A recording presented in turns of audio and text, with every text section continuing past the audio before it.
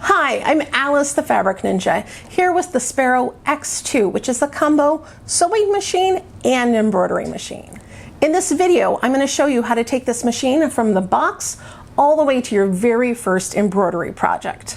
Along the way, we're going to cover all the details of this machine, including the accessories and the machine feet that came in the box, what the different buttons on the machine do, how to widen the bobbin and thread the machine, how to set up the embroidery unit, machine embroidery supplies, and how to stitch out your first embroidery project. Obviously, I have my sewing machine already out of the box, but let's rewind a bit and let me show you how to get it to this point. Your X2 will arrive in this enormous box, but this box is particularly designed to keep the X2 safe. Because of this, I suggest that you keep this box and all of its internal packaging in case you ever need to ship your machine somewhere or you move, because this will keep it safe. Now let's get this baby out of the box. Your power cord and foot will be bagged and beautifully folded. I've opened this a few times, so let's pull those out. First we have power cord. Then we have our foot. Now let's take the pieces off the top. We have a large embroidery frame. Then we have a small embroidery frame. Then we have a straight stitch needle plate. And over here is the instruction manual. Then we are going to pull this piece of styrofoam straight up. So right now, the embroidery unit that is right here is coming with the top section. That does happen sometimes, so don't worry about it. Just go for it and support the unit as you go. And last we have the sewing machine, which is sitting in the bottom. If your embroidery unit came out with the top piece, it's going to be stuck out like this. And what we need to do is remove it without holding on to the arm part, because that can really cause problems quickly. So here and here are where you want to hold on to, and it will slide out pretty easily. There we go, we're all unboxed. Remember to set that box aside just in case you need to use it to transport the machine a long distance at some point in the future. Now let's take a closer look at this machine and what it came with. Let's take a look at all the things that came with your machine. First, this large embroidery unit. This unit will be attached to the machine when you are ready to transition it into an embroidery machine. This main part here should not be touched when you are moving it or using it. It can cause the machine a lot of problems if this doesn't stay in alignment. So we're not going to touch this, but we are going to set it aside for the moment. Next, we have your instruction manual. This thing is amazing. Definitely keep this at an easy place where you can get to it. You're going to have questions at some point while using your machine, and it's likely the answers are in here. At the bottom, there's a QR code that will take you to the software that you will need in order to use the embroidery unit. This is a straight stitch plate. It has a red dot on it, but you will also notice that here where the needle goes down is a small hole instead of the wider hole that will be seen on the one that's already installed on the machine. We will change out to the straight stitch plate when we're using the embroidery unit. But some people also use this unit when they're doing machine piecing for quilts or using very fine fabric that has a tendency to be pushed into the bottom of the machine. In addition, the machine knows when this plate is on, so if you try to do machine embroidery without this, it will work. Additionally, if you try to change your machine to a zigzag stitch when you have the straight stitch plate on, it also won't work. The embroidery hoops come in two different sizes. We have a 50 by 70 millimeter size and a 120 by 180 millimeter size. If you're doing a small project, certainly use the smaller hoop, but you'll find that most projects are in this larger hoop. Your machine may already come with a piece of fabric underneath the needle that has some stitching on it. This is normal. It means that your machine was tested out in the factory. But don't worry if it's not there. All of the machines are tested in the factory, but sometimes these pieces of fabric go missing. So don't worry about it either way.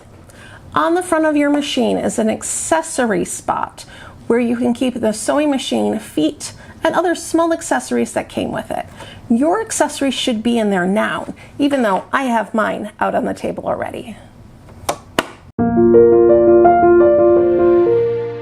So I've got this mess of accessories. Let's go through it and make some sense. In your manual, you can see a picture of all the different feet that come with your machine so that you can match them up and know exactly what you have. So we are going to start from the top of the list and work our way down. The first foot is the all-purpose foot and actually comes attached on your machine. The second foot is the zipper foot. Third is the buttonhole foot. 4 is the satin stitch foot. On the underside, it has a dip, so there's room for all of those stitches when you're doing satin stitch. It has a nice wide opening so that it's easy to see what you're doing. This is a button sewing foot. It allows you to sew buttons on by machine instead of just by hand. This is a blind hem foot. The white piece here is adjusted by this screw, and it allows you to get the perfect alignment when doing a blind hem. This is the overcast foot. It has a metal guard here that helps you keep right along the edge of the fabric when you're doing a faux overlock. This is the darning/embroidery foot. This is the foot that we will be using to do machine embroidery. Those are all the feet. So now we're going to move on to other accessories. You will receive 3 bobbins. EverSewn uses a class 15 bobbin. If you choose to buy more, you do need to make sure that the top and bottom are very flat, because there are some class 15 bobbins out there that are rounded. So this is the flat top and bottom, class 15. Of course, you can always just buy more EverSewn bobbins if you need them. This is an edge quilting guide. It allows you to have a large amount between your needle and the guide, which is great when doing top stitching or quilting. This is a large spool cap. This is a small spool cap, which may already be installed on your machine. This is a vertical spool pin, and this is a felt circle that's used on the vertical spool pin. This allows your thread to move smoothly around when you are using a vertical pin. You will receive a pack of needles, an L screwdriver, which is great for changing the needle, a regular screwdriver. Yours may look the same or slightly different than this one, as there's been a couple of different models over time with EverSewn. You will receive a little cleaning brush that is also a seam ripper, and a thread spool net. The spool net is very stretchy. Open it up and place your spool inside to keep the thread from coming off of it too quickly. You can get more of these and put them on any of your thread to keep it from unraveling in storage. Right out of the box, your Sparrow X2 is ready to be a standard sewing machine. So let's look at those features first. The power cord and foot pedal both plug into the side of the machine. The power cord has a rounded and a square part. Make sure you have it aligned the correct way with the machine. And of course, the other end of the cord goes to the power. The foot pedal plugs in directly below it. The on and off switch is also on the side of the machine. Push it up to turn the machine on, and you will also see it light up. Technically, the foot pedal is optional because the machine has a start and stop button. The foot pedal is also not used in the embroidery mode. Above here, we have the hand wheel, also sometimes called the flywheel. When you turn it, you always make sure the top is going towards you. Next, on to the front of the machine. This is the speed control, very fast to quite slow. This not only controls your regular sewing machine speed, it controls the embroidery speed. From bottom to top, we have tension, stitch length, and stitch width. In order to access those different items, we use that button there, and we can adjust them with the plus and minus button here. You notice it blinked right there? The blinking means that that is the optimal stitch length or stitch width, depending on which one you're on, for what you're doing. So this is a straight stitch and it tells me that the optimal stitch length is 2.5, but I can certainly have it be other things. The same thing with the width. When I go up and come back down, it blinks at me when I get to the optimal stitch length, or the one it automatically selects. Over here, we have our stitch selector, this being number 1, and down here, we have these handy dandy guides that tell us what each stitch is. We also have a guide for the fancier feet, as well as a guide for any error codes or display codes that we need to know. These lights over here are also used when we are attaching the machine in embroidery mode to the app on your smart device.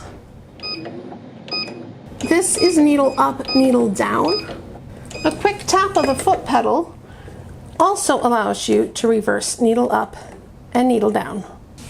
This is the thread cutter, which I'm not going to touch right now because I don't have any thread for it to cut. This is the tie off button, or it will move your embroidery hoop sideways and out of the way.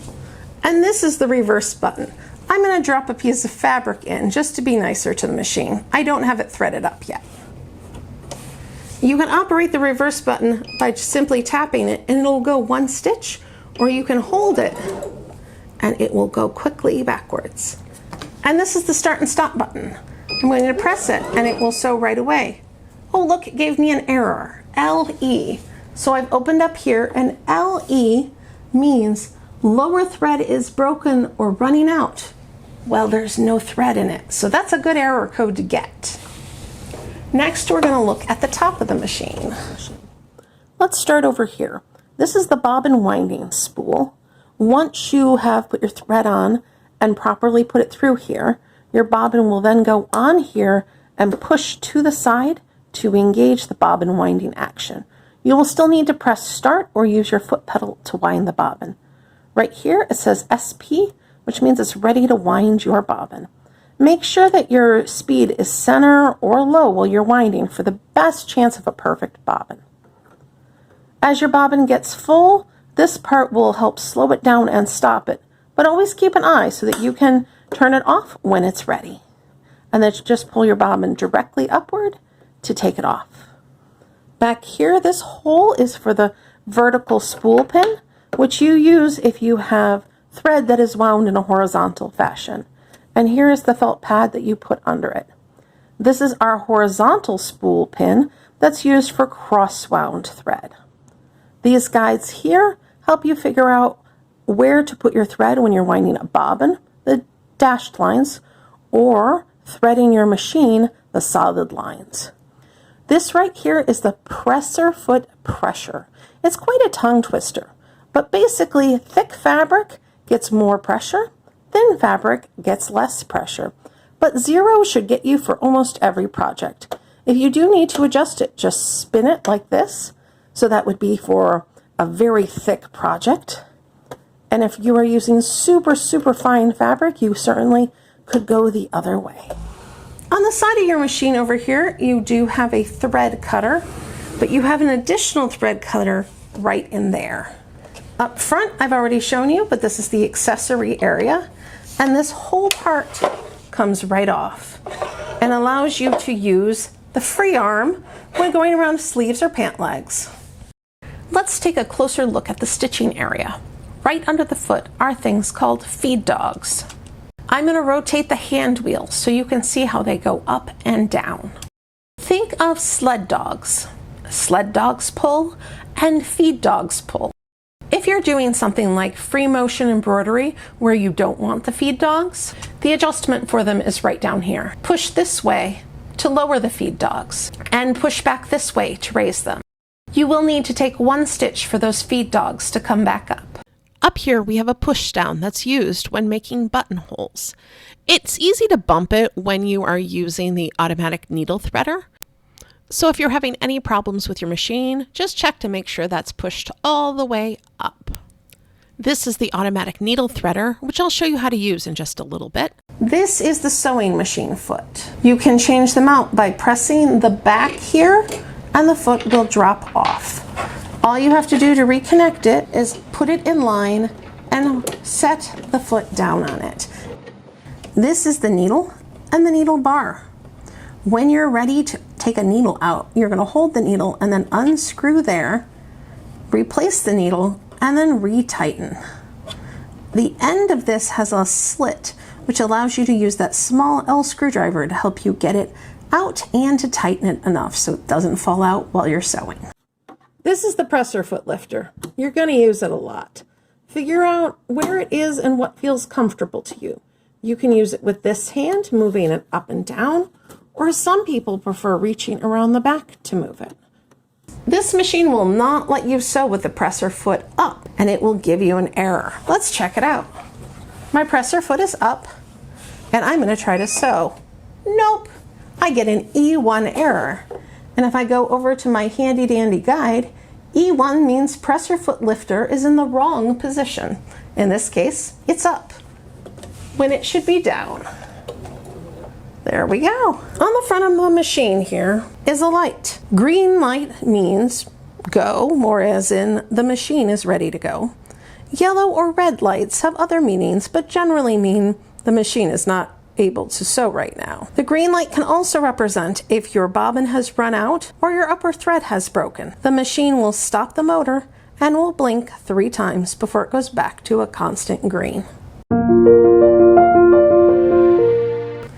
It's time to wind the bobbin and thread the machine. If you are using thread that goes on the spool horizontally, you will need to use the vertical spool pin. If you are using thread that goes on the spool in these X shapes, sometimes easier to see on a red color, you will use the horizontal spool pin. Now it's time to wind the bobbin. Sewing machines have a top thread and a bottom thread, which is called the bobbin thread. And that little clear spool is a bobbin. We're going to put our thread onto there and then it will go into the bottom of the machine. First, place your thread onto the appropriate spool pin and then add a spool cap if you're using the horizontal pin. Now we're going to move our thread around the pathway marked by the dotted lines. This part here is the tensioner, and it will make sure that your thread goes on your bobbin smoothly.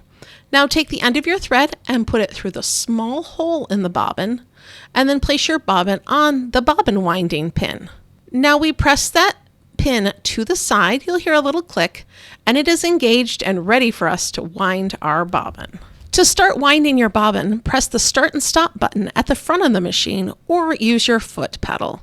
After winding a small amount of thread, stop and then trim that end so it doesn't get caught in your bobbin. Now start your bobbin again and fill it up. You are more likely to get a perfectly wound bobbin by using a moderate to slow speed. So this is a great time to drop your machine down to a slower speed so that you can get that perfectly wound bobbin. The bobbin is very important in the whole sewing process. Right next to your bobbin being wound is a small piece of plastic. It's kind of an oblong shape and it's used to stop the bobbin when it gets full. It will first slow it down and then it will stop it all the way. So watch out for when your bobbin starts to stutter. That's a good time to turn it off by pushing it to the left. Now you're going to trim your thread and pull your bobbin straight off.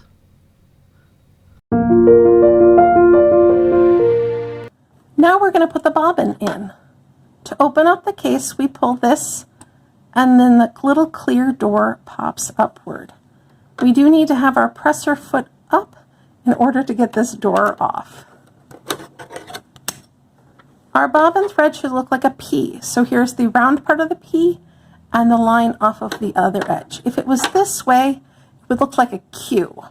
And we need P for perfect.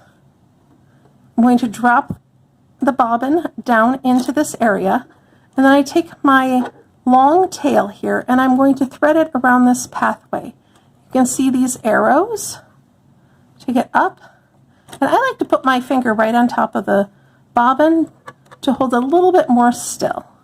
When we get to this last spot here, it's actually a little cut off, so just pull quickly and it will cut it right off for you. Your bobbin has been inserted properly. Now you put the clear door back on and you're ready to sew. When you're ready to take your bobbin out, you slide your finger along this area and pull it out. Then you can put a new one in or fill this one up. Again, it looks like a P. You drop it down in here. You take the end of your thread and you pull it around this obstacle course. The last spot at the bottom here is a cutter. You just cut it off. Put the clear window back on and you're ready to go. Time to thread the machine. I'm going to put this turquoise blue on top so that we can see the difference between our two threads when we're looking at our stitch out. My thread is on and my spool cap, but I have to check two things before I go any farther. One, my needle has to be all the way up, so I can press the needle up, needle down button to make sure that this is completely in the upright position. The other thing is that my presser foot has to be up. So reach your hand underneath to make sure your presser foot is up. This is down, this is up. Your presser foot must be up in order for the machine to be threaded properly. So now we can continue threading the machine. First, our thread goes under this hook, around the back. It comes down to the front. At the front, it goes around here. That's number 4. Comes straight up and goes around here. That's number 5. Then goes straight back down again. Down. This is 6. That is this bar right here. And 7 is the front of the top of the needle. I think about it as the front of the needle because it's just in front of the needle. There we go. And lastly is our needle. You can, of course, thread it the old-fashioned way by clipping the end of your thread and going straight from the front to the back. But this machine does come with an automatic needle threader. For the needle threader to work, your needle needs to be in its highest position. If it's not there currently, make sure to move it all the way up. So I'm going to drop the presser foot just to give me some more room here. Needle threader is going to go down and clicks into place. Then I put my finger behind it just to make sure everything's aligned.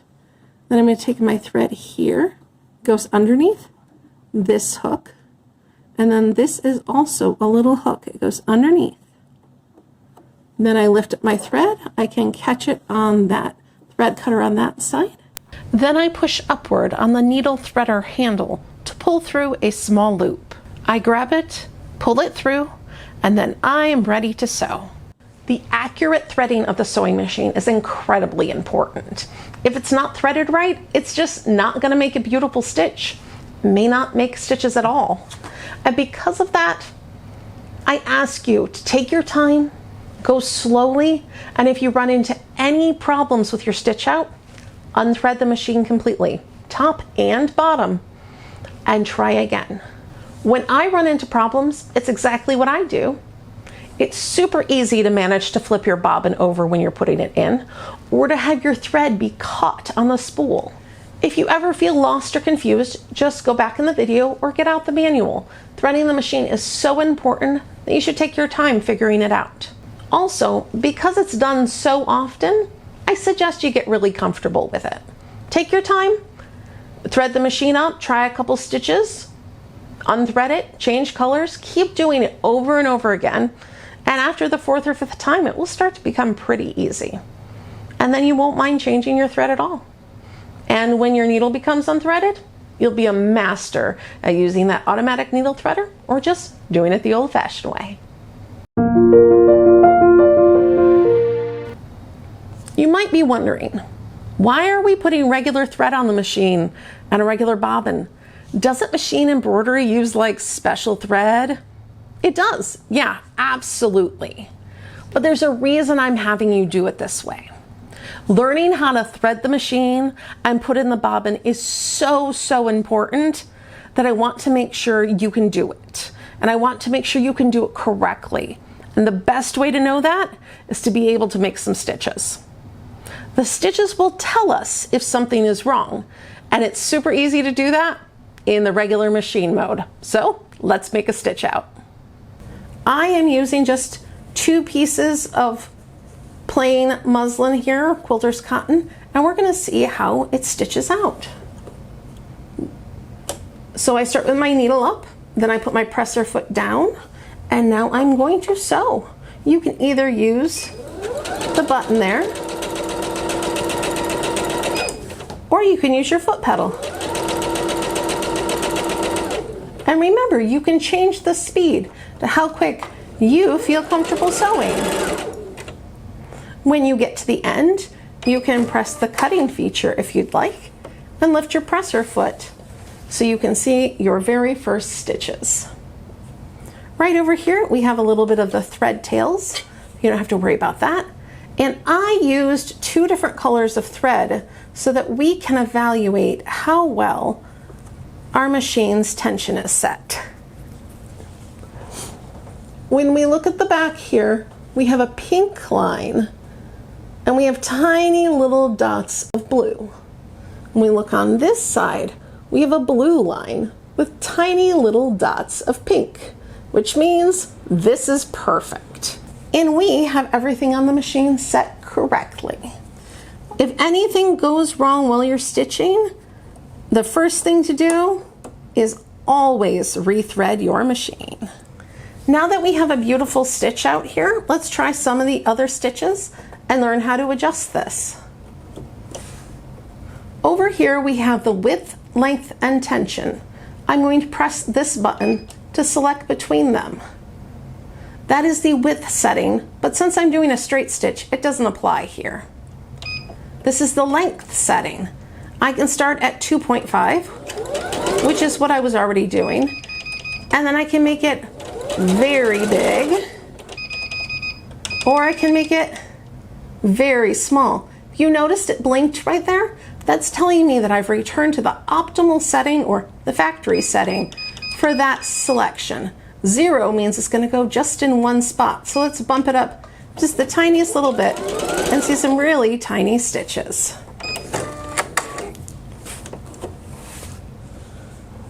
So it went from a normal stitch to a very long stitch length and then almost tiny, tiny, tiny stitches. Now let's change to another stitch type. Select regular stitches or functional stitches, which are things like straight stitch and zigzag, or the faux serger edge, different buttonholes, and a few decorative stitches. The star function has even more decorative stitches. So I'm gonna select that, which is on number 1 right now, and I can use the guide down below to tell me what each one is. To get to another number, we're just going to press the up button or the down button. Number 2 moves the needle to the left side. Number 3 is a triple stitch. Number 4 is a lightning bolt, which is great for knit fabric. But we're going to go to number 6, which is a zigzag. On number 6, we can adjust the width and the length. This is the tension, which we don't need to adjust at all right now. So here is the zigzag, and it can go pretty wide at a 7. And then we can take it all the way down.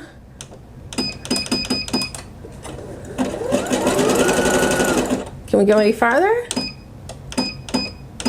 We can go all the way to a 0, which, if you're aware, a 0 is a straight stitch. Let's check it out. Oh, regular, wide, narrow, and straight stitch. You can also change the length, which will bring it closer together. So if I were to select the standard width, and then I'm going to use my selector button here to adjust the length, I'm going to reduce my length till it's pretty small, and that will get me something like that. It's not quite a satin stitch. You would have to do much closer to get that. When you are doing a wide zigzag, you may notice that the top thread comes down to the bottom a little bit. That's not really a problem, but you can certainly adjust it a little if you want. Decorative stitches generally have it so that the top thread goes to the bottom just the tiniest bit, so that there's no chance of the bobbin thread showing on top of your project. If you're having any problems with the way your stitch out looks while you're in regular machine mode, it's important to solve them before you move to the embroidery mode. 95% of the time, rethreading your machine fixes the problem. So take your thread out from the top and the bottom and make sure you're rethreading properly with the presser foot up and the needle in the top position. When you pull your Sparrow X2 out of the box, it's ready to be a standard sewing machine. But in order to transition it over to the embroidery unit, we're going to have to make a few changes.